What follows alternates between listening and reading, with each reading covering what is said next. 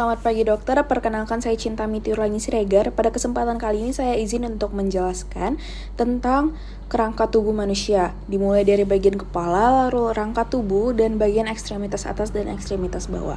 Untuk bagian kepala, ini kita akan bisa lihat dari paling depan ini merupakan os frontal. Lalu kita lihat dari sisi belakang, dari sisi atas, ini merupakan os parietal, lalu yang berwarna ungu ini merupakan os occipital, dan kita lihat dari sisi samping, yang warna biru merupakan os temporal.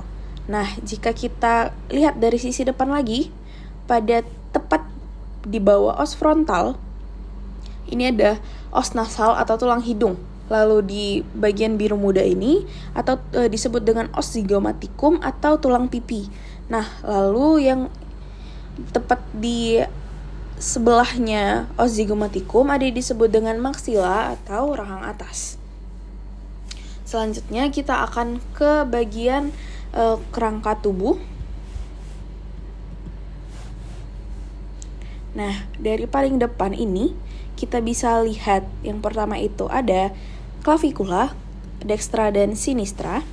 Lalu ini ada os sternum atau tulang dada. Lalu kita ke coxae. Coxae ada 12. Ini yang 1, 2, 3, 4, 5, 6, 7, 8, 9, 10, dan ini yang kita turunkan sedikit, ini yang 11 dan 12.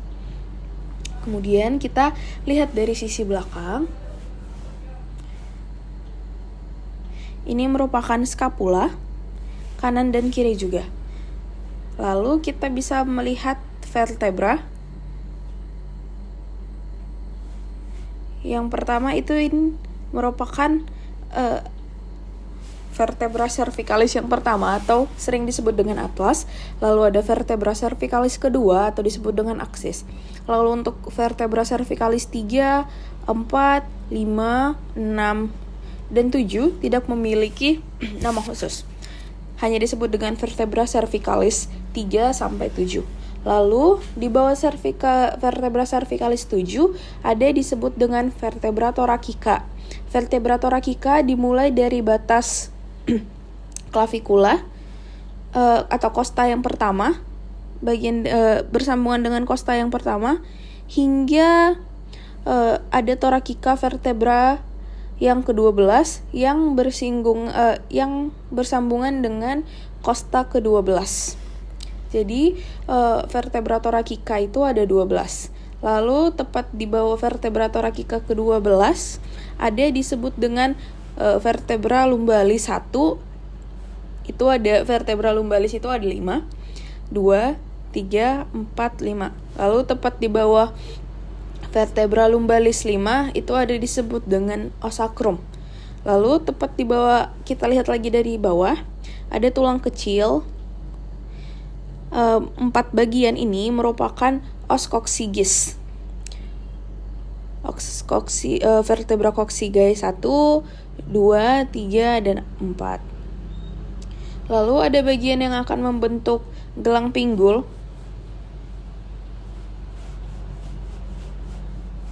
Ini disebut dengan os coxae, kiri dan kanan atau dextra dan sinistra. Os coxae disambungkan dengan symphysis pubis. Selanjutnya, kita ke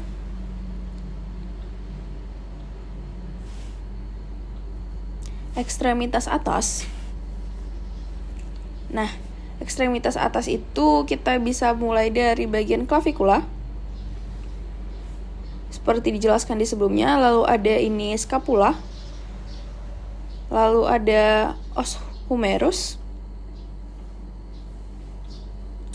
Ada os ulna dan os radius. Nah, untuk telapak tangan memiliki tulang yang sedikit lebih komplit. Yang pertama itu ada os lunatum. Ini merupakan bagian os lunatum. Lalu ini ada os scapoideum. Kemudian di bawah scapoideum ada os trapezium, os trapezodium. Lalu yang di tengah ada os capitatum. Lalu ada os hamatum. ada os triquetrum dan os pisiform. Os pisiform dan triquetrum ini saling tumpang tindih. Lalu untuk bagian jarinya yaitu ada merupakan bagian dari metakarpal pertama, osa metakarpalia 1, osa metakarpalia 2, osa metakarpalia 3, osa metakarpalia 4, dan osa metakarpalia 5. Yang ini merupakan palangs bagian dari jari-jari, yaitu palangs proximal 1, palangs proximalis 2, palang proximalis 3, palang proximalis 4, dan palang proximalis 5. Lalu ada palang distalis yang bagian luar dari jempol, palang distalis 1, lalu untuk telunjuk dan kelingking memiliki palangs media, yaitu mulai dari telunjuk itu palangs media 2, palangs media 3, palangs media 4, dan palangs media 5. Nah, untuk ujungnya sama disebut dengan palangs distalis 2, palang distalis 3, palang distalis 4, dan palang distalis 5. Selanjutnya kita ke ekstremitas bawah. Untuk ekstremitas bawah itu dimulai dari os coxae yang sudah dijelaskan pada bagian yang sebelumnya. Yang pertama itu ada os coxae yang membentuk gelang pinggul, lalu diikuti oleh os femoris atau tulang paha. Lalu ke bawahnya lagi ini ada 2 tulang yang saling berdekatan, yaitu ada os tibia dan ada os fibula. Nah, untuk bagian telapak kaki kita bisa ke sini. Nih.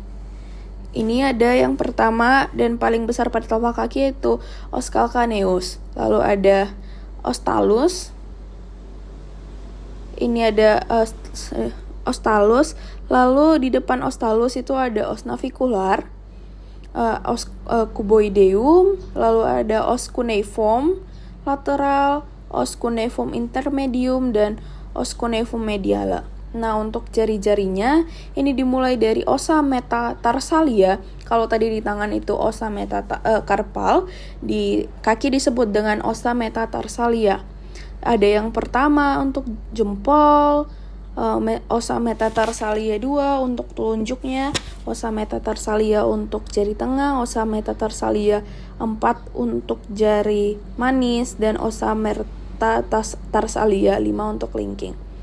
Lalu diikuti lagi dengan palangs proximalis 1, palangs proximalis 2, palang proximalis 3, 4, dan 5. Nah, untuk jempol dia langsung ke palangs distalis, sedangkan untuk telunjuk sampai kelingking masih memiliki palangs media 2, palangs media 3, palangs media 4, dan palangs media 5. Lalu diikuti dengan palangs distalis 2, 3, 4, dan 5. Mungkin sekian yang dapat saya jelaskan mengenai kerangka tubuh manusia bagian kepala, kerangka tubuh ekstremitas atas dan ekstremitas bawah. Apabila ada kesalahan dalam perkataan, saya mohon maaf. Terima kasih, dokter.